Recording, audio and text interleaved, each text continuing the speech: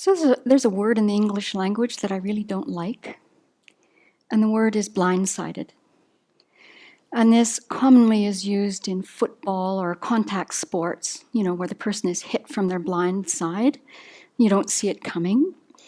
Or it happens while driving a vehicle and you're hit in a blind spot and you don't see it coming. So that would be the worldly reference to it. But if we've done any kind of Dharma practice, we know that we're blindsided all day long by events that we just don't see coming, despite our best intentions, trying to be such a good person, and then we get nailed from the blind side. And we're surprised. I'm surprised every time it happens. And I've heard Venerable children say over and over again, in samsara, what do you expect? And every time I'm surprised. So here's a true story. It happened last fall.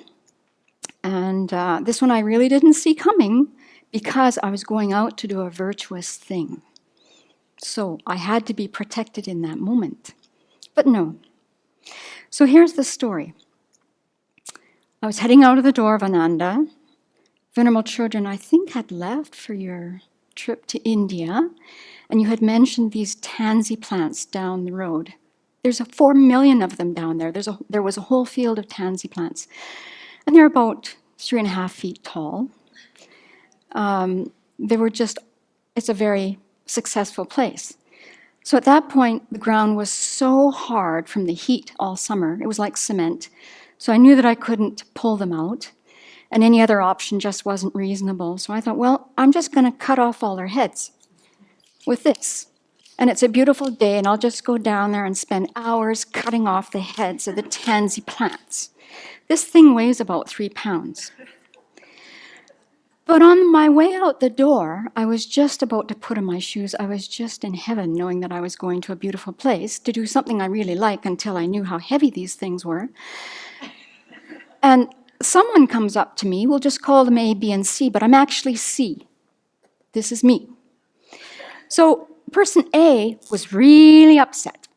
Really upset. It happens to all of us. There's no blame intended here. Really upset. So this person unloaded on person B, right? Big, big, big, big, big, big, big, big, big, big, big, big, big. You should. Why didn't you? Boop, boop, boop, boop, boop. So that person is very unhappy. So that person meets my path. I'm just heading out the door to do my virtuous deed of the day. Big, big, big, big, big, big, big, big, big, big, big, big. Why didn't you? I thought you were going to. And of course, I'm just putting on my boots and I feel this energy surge in my body. And I'm just fighting with the impulse to retaliate. But fortunately for me and the other person, I remembered, don't retaliate.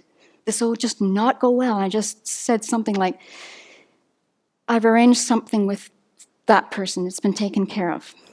And then I ran away because I thought, if I stick around, it's not going to go well. So for a while, down at the tansy patch,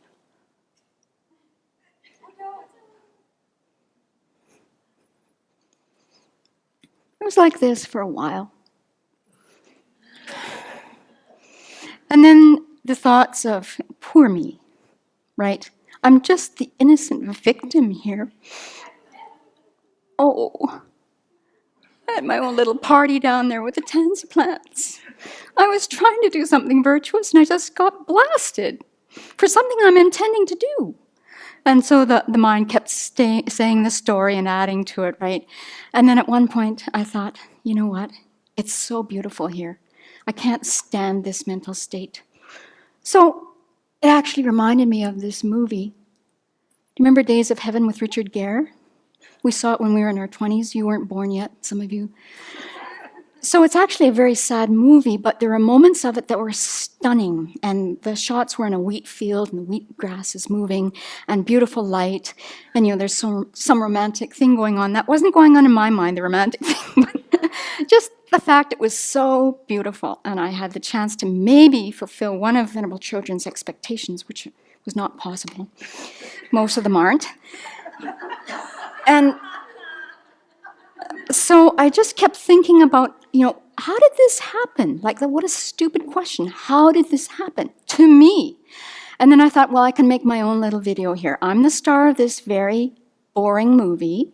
I'm in the tansy patch clipping away in this beautiful scenery, and I'm feeling a little bit hurt. So eventually I really got sick of that. And then actually the tansy patch, it was impossible. Like after 2 hours of that with these things, I started getting tendinitis, I was getting a headache, and I was really thinking that, probably it's time to stop. But I was rejoicing in that moment that I really hung on to myself during the encounter. I wasn't too happy about how I ruminated about it in the tansy patch later on. But, I eventually thought, this is a waste of time. I understand, I created the karma for this in the past, blah, blah, blah. But there was still a little bit of So then I just, moved on. We were getting ready for Ling Rinpoche. Life went like a rocket here. However, it did come up during winter retreat. It wasn't quite finished. And at that time, I was going through Venerable Chödrön's book, Good Karma. And so, of course, the situation again comes to mind. Bing, bing, bing, bing, bing, bing, bing, bing, bing, bing. And I thought, okay, that I've got to do some more work on this. And I'm pretty sure the answer's in here about why, like more specifically, not just I created the karma, but why. So, of course, it was really easy to find. I was hoping that would be a really difficult search and it would prove my point. But no. So verse 13. When unpleasant words reach my ears, it's the weapon of destructive karma turning upon me for my verbal offenses such as divisive speech. From now on, I will condemn flawed speech. And so Venerable's commentary on this is when people criticize or insult us, make comments we find offensive, or talk about us behind our back, our usual reaction is to get defensive or aggressive. We may lobby others to be on our side of the conflict or talk badly about others behind their back. This just creates more disharmony and plants the seeds of more destructive karma on our mind streams.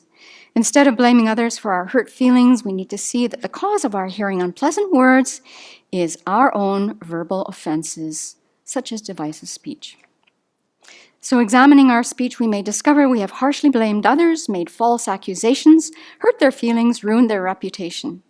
We've picked faults and gossiped about them. We have deliberately made derogatory comments about others and widely discussed what was told to us in confidence. So you see, the one incident that I was hoping to work on brought forth this whole nest, this nasty nest of things that I had to look at. Considering what we have said about others, why are we surprised when others speak badly about us? Instead of continuing to misuse our speech, we need to make a determination to counteract the temptation to lie, create disharmony, speak harshly, and gossip.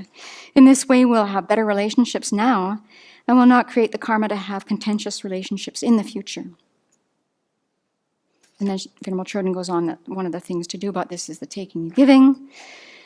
And that I did. And then as I thought more about this and the other things that were inspired by the description here, I could see that there's so much more to purify.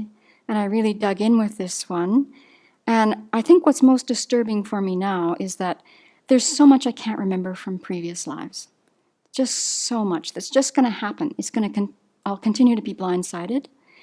But fortunately, we know the purification practices, and we can start purifying or continue practicing things that we don't remember.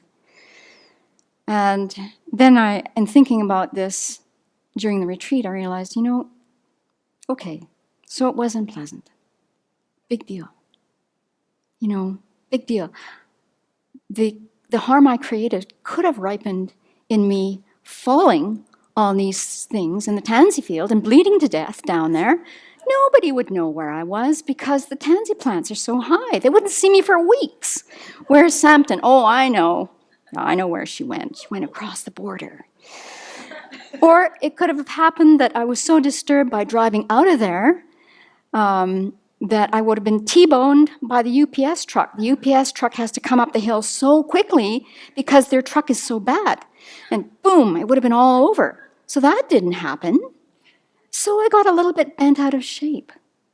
Big deal. The most important thing is to realize, it's my responsibility to really take care of my speech. And in doing that, I can take care of others and to purify what I've done before and really be on top of this. So that the next time I go down to the tansy patch I won't be taking those shears because actually I discovered online that cutting off the heads of tansy plants is a total waste of time. It doesn't do anything for the plants. So, you know what? It wasn't a waste of time down there because no one got hurt that afternoon. And I had time to think about some of my mental patterns. So tansy, by the way, it's a noxious plant. It is not local. It came from Europe and Asia. It's poisonous to livestock. It takes over. So we've gotten rid of some of the knapweed here, and when you take care of one noxious weed, another rises up. It's just like our afflictions. You might think you got hold of anger, and then jealousy comes. It displaces forage plants, it reduces wildlife habitat and species diversity. So it's not our friend, neither are our afflictions, but don't bother with these. Use antidotes.